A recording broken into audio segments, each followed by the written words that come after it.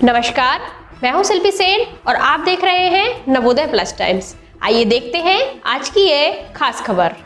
शुक्रवार को झांसी के एक स्थानीय होटल में चिकित्सकों के संगठन Indian medical association Jhansi, private nursing homes association एवं झांसी यूरोलॉजी एसोसिएशन के संयुक्त तत्वावधान में एक प्रेस वार्ता का आयोजन किया गया, जिसमें चिकित्सकों ने बेहतर चिकित्सा सेवाओं को लेकर अपनी भूमिका को साझा किया। इस दौरान इंडियन मेडिकल एसोसिएशन के पूर्व अध्यक्ष यूरोलॉजिस्ट डॉक्टर मनीष जैन ने पत्रकार वार्ता को संबोधित करते हुए बताया कि झांसी में स्वास्थ्य सेवाओं को विस्तार देती वीरांगना महारानी लक्ष्मीबाई की नगरी पूरे देश ही नहीं बल्कि विश्व में अपनी अमिट छाप बनाए हुए है। वीरांगना नगरी झांसी में चिकित्सकों का सक्रिय योगदान स्वतंत्रता के बाद से ही रहा है। एक ओर शासन द्वारा सरकारी स्तर पर जहां चिकित्सालय और महारानी लक्ष्मीबाई मेडिकल कॉलेज संपूर्ण बुंदेलखंड के लोगों को उपचार का एक बड़ा संस्थान है, वहीं दूसरी ओर झांसी में प्राइवेट प्रैक्टिस एवं निजी नर्सिंग होम्स के माध्यम से लोगों को बेहतर उपचार के लिए सुविधाएं उपलब्ध होती हैं। तो वहीं चिकित्सक हमेशा अपनी झांसी को सुंदर और स्वस्थ बनाने के लिए निरंतर प्रयत्नशील रहते हैं। डॉक्टर मनीष जैन ने एक प्रकरण पर प्रकाश डालते हुए बताया कि झांसी के गुरसराय निवासी राजेंद्र गुप्ता, जो परिवार के साथ अनेक तरह की जांच कराकर पूरी फाइल को दिखाते हुए उपचार के लिए पहुंचे थे। डॉक्टर ने कहा कि राजेंद्र गुप्ता की जो मेडिकल हिस्ट्री थी, उस हिसाब से उनको सर्जरी के लिए सजेस्ट किया गया था। इसके बाद भी उन्होंने कुछ समय रुककर सर्जरी के लिए कहा और तुरंत में दवा लिख देने की बात कही और वह चले गए। डॉक्टर मनीष जैन ने कहा कि मुझे भी उसी दिवस में झांसी से बाहर जाना था और मैं चला गया। 2 दिन बाद उनको उनके परिचित चिकित्सकों ने बताया कि अमुक राजेंद्र गुप्ता मरीज द्वारा आप पर आरोप लगाए जा रहे हैं। इस समाचार को झांसी के एक यूट्यूब चैनल के माध्यम से प्रसारित किया गया, जिस पर उन्होंने खेद व्यक्त करते हुए कहा कि मीडिया को हमेशा मामले की तह तक जाकर अगर उसमें दूसरा पक्ष भी है तो उसको भी जाने बगैर किसी तरह का समाचार प्रकाशित करना न केवल मानहानि है बल्कि चिकित्सकों की बेहतर सेवाओं में इस तरह का अनर्गल आरोप लगाकर मानसिक रूप से तनाव देना भी होता है। उन्होंने मीडिया को चिकित्सकों के बीच बेहतर संवाद और सामंजस्य की पैरवी करते हुए कहा कि बीते वर्षों में कोविड-19 के संकट में जिस तरह से चिकित्सकों और मीडिया ने मिलकर भूमिका निभाई, वह बताती है कि यहाँ की माटी में सेवा भाव के साथ समर्पण भी है। उन्होंने कहा कि अनेक मामलों में मरीज, तीमारदार और चिकित्सक, यहाँ तक कि कभी कभी पत्रकार के बीच किसी मामले को लेकर भ्रांति बन जाती है। तो ऐसी स्थिति में चिकित्सकों के संगठन के पदाधिकारियों से या सीधे संबंधित चिकित्सक से संपर्क कर उस पर प्रतिक्रिया ली जानी चाहिए। उन्होंने कहा कि मीडिया लोकतंत्र का चौथा स्तंभ है और इस स्तंभ की गरिमा को बनाए रखना हम सभी का न केवल दायित्व है बल्कि धर्म भी है। चिकित्सक चाहते हैं कि स्मार्ट झांसी के सृजन में हम सभी मिलकर अच्छा माहौल तैयार करें, जिससे हम चिकित्सक सभी मरीजों को भी बेहतर उपचार उपलब्ध करा सकें। चिकित्सक संगठनों के पदाधिकारियों ने भी पत्रकारों के सवालों के जवाब दिए।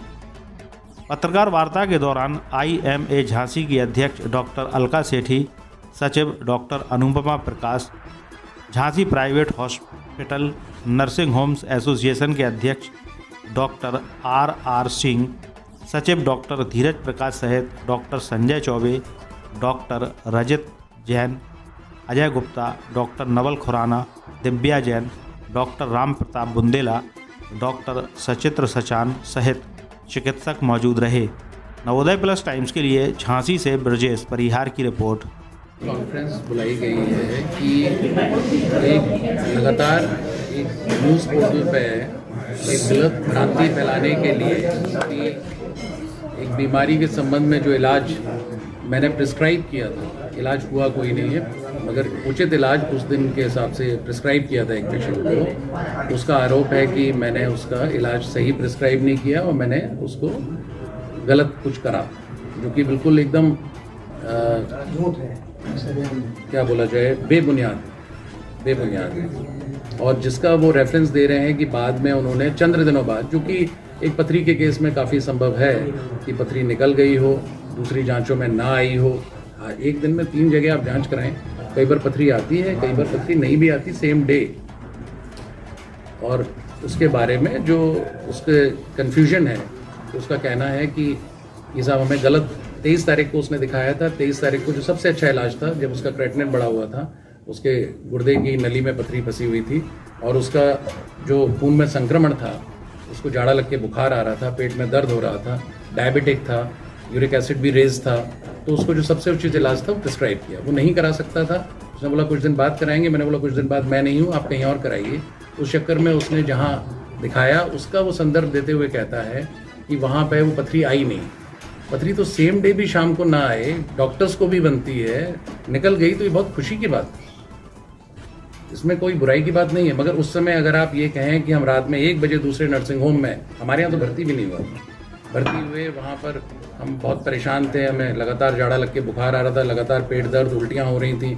फिर डॉक्टर जो गैस्ट्रोएंटरोलॉजिस्ट बुंदेला साहब थे, उन्होंने देखा, उन्होंने एक यूरोलॉजिस्ट डॉक्टर जनक राजपूत को दिखवाया। अब वो हमें समझ में नहीं आया, उन्होंने ऑपरेशन बताया। तो डॉक्टर साहब इसमें क्या होना चाहिए, तो बताएंगे। तो पूरी जो किताब और प्रैक्टिकल और हर तरीके से यहाँ से लेके अमेरिका तक सही होगा। डॉक्टर साहब उसका ये कहना था कि जिस प्रकार से आपने देखा, तत्काल उससे कहा कि आप तुरंत ऑपरेशन करा, वरना आपकी किडनी फेल हो जाएगी। तो उसमें आपने दवा लिखी, दवाई से आराम मिला, उसके बाद ग्वालियर गए। कई बार सत्य है। देखिए, उसने मुझे जब दिखाया तो उसकी हालत काफ़ी ख़राब थी। वो हॉस्पिटल से वेनफ्लोन लगवाए हुए ही आया था। हमने ये कहा था, उसने कहा कि डॉक्टर साहब ये हमें कब कराना चाहिए, तो हमने बोला इसको लेट करके नहीं कराना है, ये एक रिवर्सिबल प्रॉब्लम है, इसमें ये एक करेक्टेबल प्रॉब्लम है। लेट करने से क्रेटिनिन यदि और बढ़े या संक्रमण और बढ़े तो फिर कराने से तो मतलब कॉम्प्लिकेशन का रेट और बढ़ेगा। तो कराना है तो जल्दी कराइए। और उसने कहा कि साहब हम अभी नहीं करा सकते और दवा लिख दीजिए, तो वो दवा उसको लिख के दी और साथ में ये कहा कि फिर भी उसको ऐसा नहीं कि टालते रहें। तो आप बोले साहब दिवाली, तो मुझे ठीक नहीं लगा और मैं आज इसलिए भी आई हूँ क्योंकि मैं प्रेस की, जनता की और डॉक्टर की दूरी को ख़त्म कर देना चाहती हूँ और आप लोग सबको ये आश्वासन दिलाना चाहती हूँ कि कोई भी डॉक्टर जानबूझ के किसी मरीज के साथ बुरा नहीं करता, क्यों ये हमारे धर्म के खिलाफ है। हम लोग जब रण लेते हैं, डॉक्टरी पढ़ते हैं, ये हम लोग के कतई हम लोग को ये गवारा नहीं होता। हमारे अब मरीज का इलाज करना डॉक्टर का फर्ज है। मरीज की जो इलाज है वो किस कोर्स पे जाना है, अब ये हमारे लिए बहुत भाग्यपूर्ण है कि जो है वो बिल्कुल ठीक है अभी, लेकिन ये दुर्भाग्यपूर्ण है कि हमारे डॉक्टर को तो बिना वजह के हैरेस किया जा रहा है ना, कि आपने यहाँ रेफर करा, वहाँ रेफर करा। सबसे पहले तो मरीज को फेथ होना चाहिए एक डॉक्टर के ऊपर। और हाँ, अगर अभी तक आपने हमारे चैनल को सब्सक्राइब नहीं किया है तो सब्सक्राइब कर दीजिए और नई खबर के नोटिफिकेशन के लिए बेल आइकन पर क्लिक कीजिए।